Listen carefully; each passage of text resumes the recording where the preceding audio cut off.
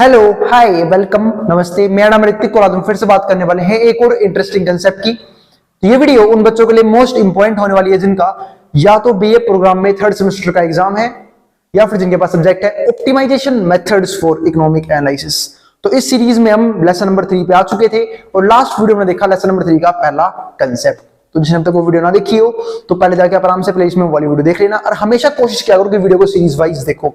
आज हम उसी कंसेप्ट को आगे बढ़ाते हुए बात करेंगे फर्स्ट ऑर्डर डेरिवेटिव टेस्ट की।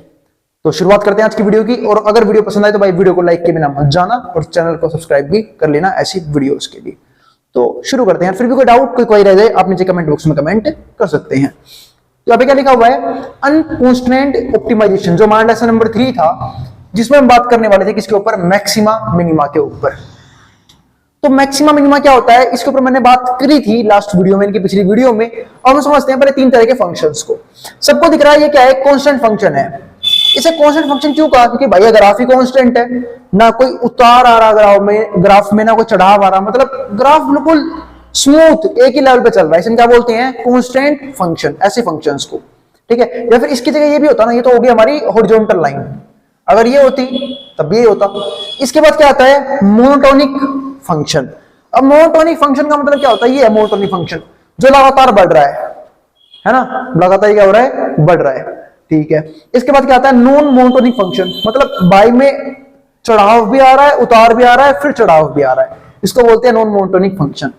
तो मैं एक बार वापस कुछ चीजें याद दिलाना चाहूंगा। मैक्सिमा मिनिमा इसी को हम बोलते हैं लोकल मैक्सिमा, लोकल मिनिमा। अब लोकल मैक्सिमा, लोकल मिनिमा, जिनको मैक्सिमा मिनिमा नहीं पता, मैक्सिमा का मतलब होता है वो पॉइंट जहां पे कोई भी फंक्शन अपनी मैक्सिमम वैल्यू दे, और मिनिमा वो पॉइंट जहां पे कोई भी फंक्शन अपनी मिनिमम वैल्यू दे, यानी कि वो पॉइंट बोला है मैंने।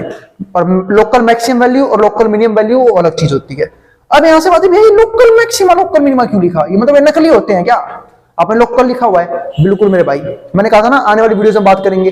एक तो होगा लोकल मैक्सिमा लोकल मिनिमा, एक होता है absolute, absolute maxima, absolute minima, absolute minima.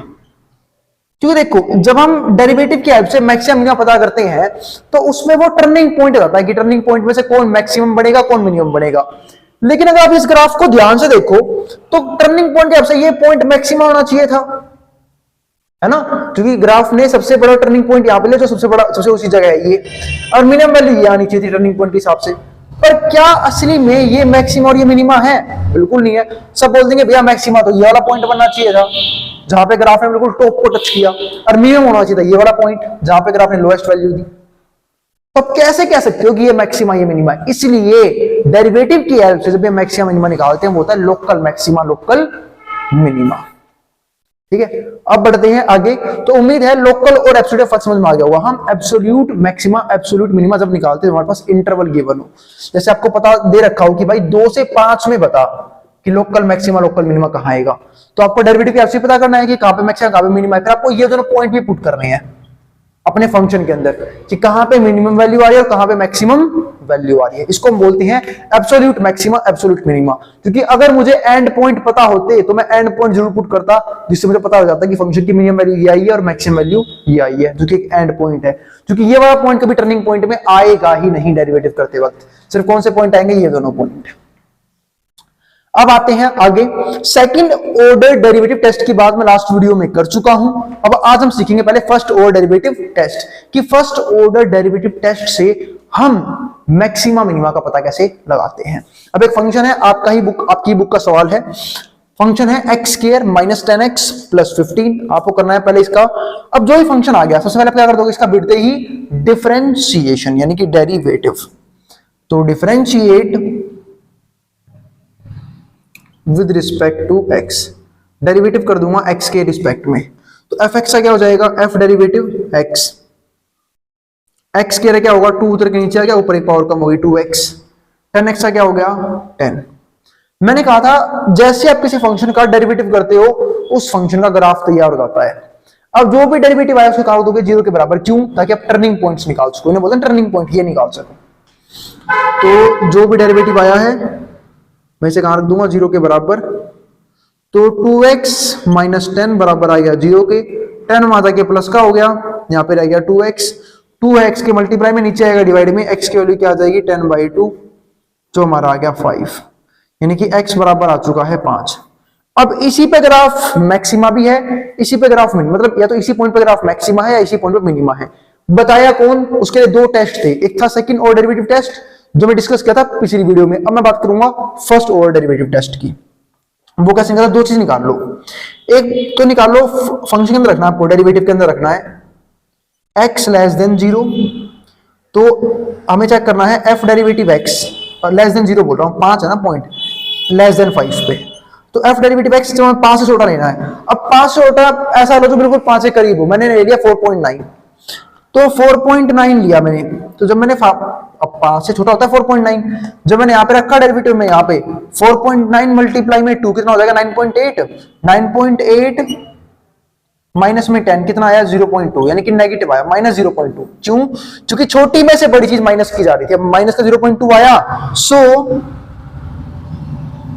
So function is, अभी अच्छा एक मिनट अभी रुक जाना, अभी कोई भी कंक्लूजन नहीं देना, अभी एक काम और करना है, x ग्रेटर देन 5 पे भी निकालना है।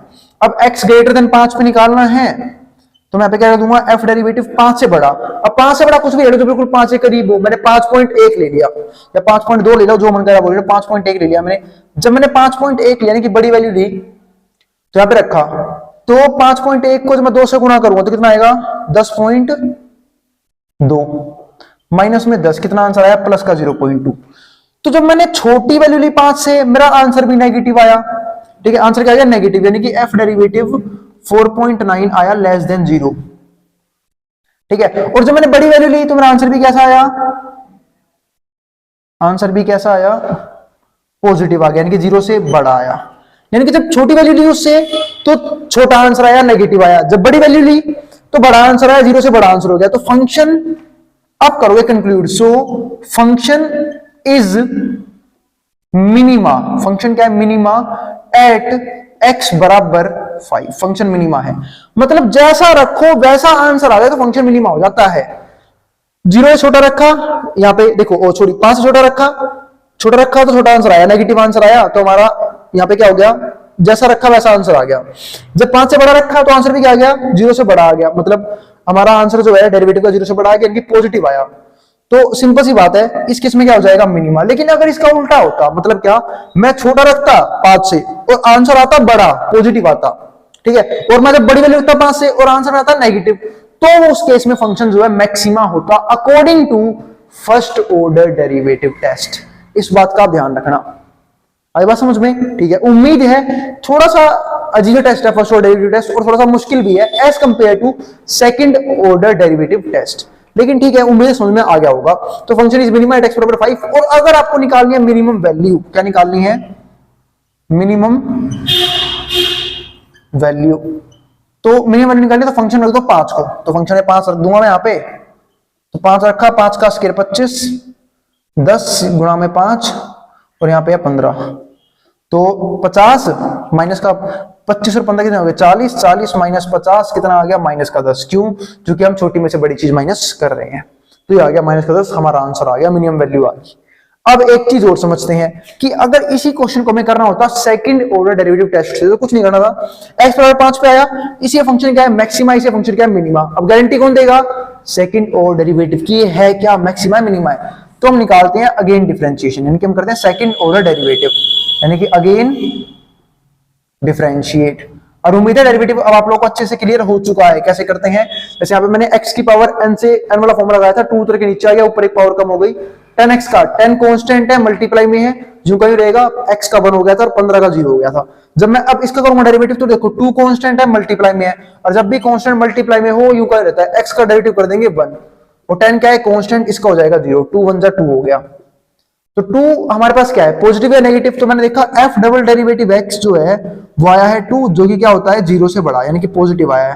और अगर ये पॉजिटिव आया है तो फंक्शन क्या हो जाएगा मिनिमा, फंक्शन इज मिनिमा।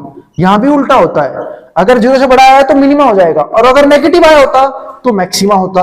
तो function is minima at x बराबर क्या 5, ठीक है, और मिनिमम वैल्यू तो सेम तरीके से ही निकलेगी पुट करने के बाद। तो ये हमारे पास था फर्स्ट ऑर्डर डेरिवेटिव टेस्ट और सेकंड ऑर्डर डेरिवेटिव टेस्ट।